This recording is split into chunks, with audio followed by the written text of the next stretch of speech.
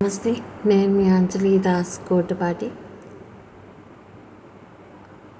ప్రభాకర్ అహోబిళం గారు, ఆయన ప్రముఖ తెలంగాణ కాంటెంపరీ ఆర్టిస్ట్. కళ అంటే ఏ కాలేజీలో వెళ్ళి చదువుకునేది కాదు.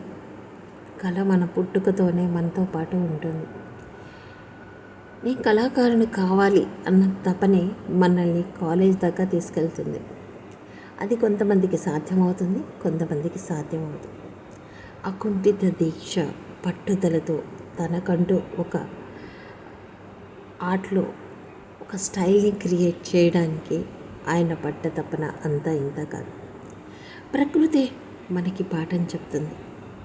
మన ఊర్లో ఆకాశంలో మారేటువంటి రంగుల హరివేలు లాంటి ఆకాశ వర్ణాలు, ఆ నీడ సముద్రంలో పడితే అందులోంచి చేంజ్ అయ్యే ఇంకొన్ని వర్ణాలు, ఇవన్నీ కలిపి ప్రకృతి మనకు కలర్ సెన్స్ను తీసుకొస్తే మన చుట్టుపక్కల ఉన్నటువంటి వాతావరణమే మన లోపల కొన్ని ఫీలింగ్స్ని క్రియేట్ చేస్తుంది. ఇది ఎక్కడ పుస్తకాల్లో ఉండదు, కానీ మన మనసులోంచి వచ్చే ప్రతి భావం మన క్యాన్వాస్ మీద ఒక అందమైన చిత్రంగా మలుచబడుతుంది. ఆ బ్రష్ మన ఆలోచనకి రూపం. ప్రతి ఆర్టిస్ట్ క్యాన్వాస్ మీద బ్రష్ పెట్టేంత వరకే తన వద్దు. బ్రష్ పెట్టిన తర్వాత తన ఆలోచన పరంపర ఎక్కడి దాకా వెళ్తుందో, ఎంత దూరం వెళ్తుందో అది కళాకారుడికి కూడా తెలియదు. ఎప్పుడైతే ఒక ఆర్టిస్ట్ వర్క్ని ఎదుటి వారు గమనిస్తారో అప్పుడు మాత్రమే దాని లోపల ఉన్నటువంటి లోతుని, వాళ్ళకి అర్థం కాని కొన్ని విషయాల్ని కళాకారుడికి అర్థం చేసుకోవడానికి అడుగుతూ ఉంటారు. ఇంకొంతమంది కళాకారులు వారు ఎందుకు వేశారో వారికి అర్థం కాదు అని చెప్తారు.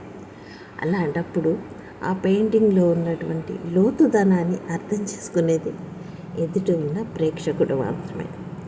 సో అదే ప్రేక్షక పాత్ర వహించి కళాకారుల్లో ఉన్నటువంటి అత్యున్నతమైన భావాలను నా పాయింట్ ఆఫ్ వ్యూలో నేను అర్థం చేసుకొని మీ ముందుకు తీసుకొస్తున్నాను.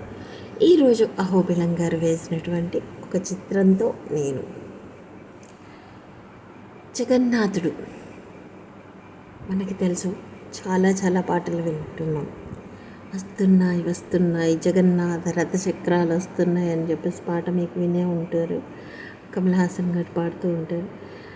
పూరి జగన్నాథుడు అంటే ప్రపంచంలోనే ఆ రథయాత్రకు ఉన్నటువంటి ఇంపార్టెంట్ ఇంకెక్కడా లేదు. దేశ విదేశాల నుంచి ఇసుకేస్తే రాలనంత జనాలతో నిండిపోతూ ఉంటే ఆ నగర వీధులు. పూరి జగన్నాథుడు ఆ శ్రీకృష్ణుడి రూపమే అని నమ్ముతూ ఉంటారు చాలామంది. ఆయన తుది శ్వాస విడిచిన తర్వాత ఒక భక్తుడు కోరిక మేరకు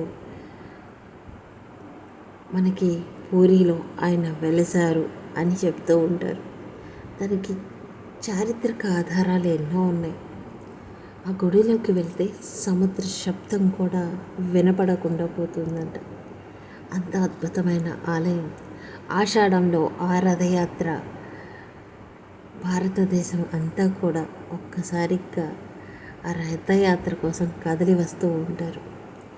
అటువంటి పూరి జగన్నాథుడి రథయాత్ర సమయంలో ఆయన శ్రీకృష్ణి భగవానుడు అని చెప్పడానికి వేసినటువంటి చిత్రం. ఇందులో శ్రీకృష్ణుడు ఒక వంపుగా సొంపుగా నుంచొని ఉన్నాడు. ఆయన లోపల ఉన్నటువంటి మాయ అంటే మీకు గుర్తుందా? శ్రీకృష్ణుడి లోపల మాయ అనే ఆవిడే ఉంటుంది, మోహిని. సో ఆయన నుంచోడమే ఒక సోయగంగా నుంచున్నాడు. అక్కడ ఉన్నటువంటి ఫ్లూట్,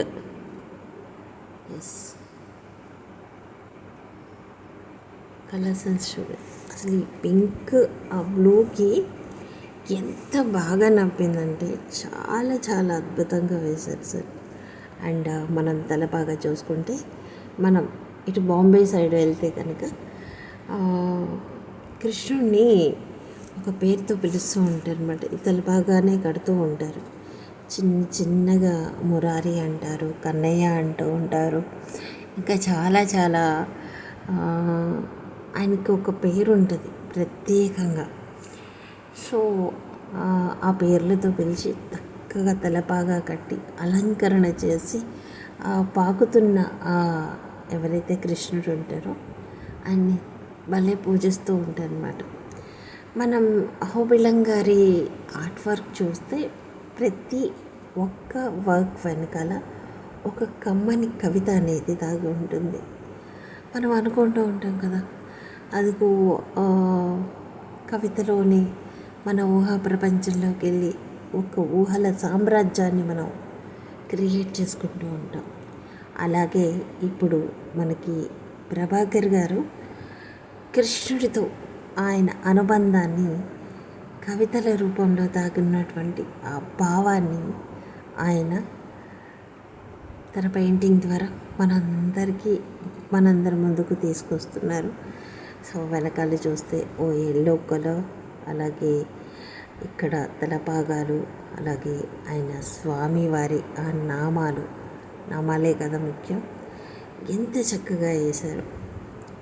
మనం పూరి జగన్నాథుడి ఆలయ గురించి తెలుసుకోవాలంటే శ్రీకృష్ణ భగవానుడు ప్రతి ఆలయంలో రాధతోనో రుక్మిణి సత్యభామలతోనో ఉంటూ ఉంటాడు. కానీ పూరిలో మన జగన్నాథుడు మాత్రం సుభద్ర బలభద్రుల రూపంలో అక్కడ ఉంటూ ఉంటారనమాట. సో ఈ గుడి ప్రత్యేకత వేరు. సో ఈ గుడి గురించి కూడా మనం ఒక ఆర్టికల్ రాసుకున్నాం. Anyway, thank you so much Prabhakar గారు. And very beautiful backgrounds and painting, and ఇంకా పెయింటింగ్స్ చూస్తే కనుక ఒక కవిత దాగి ఉంటుందేమో మీ పెయింటింగ్లో అనిపిస్తుంది. Anyway, thank you so much నాకు ఈ ఆపర్చునిటీ ఇచ్చినందుకు. Thank you.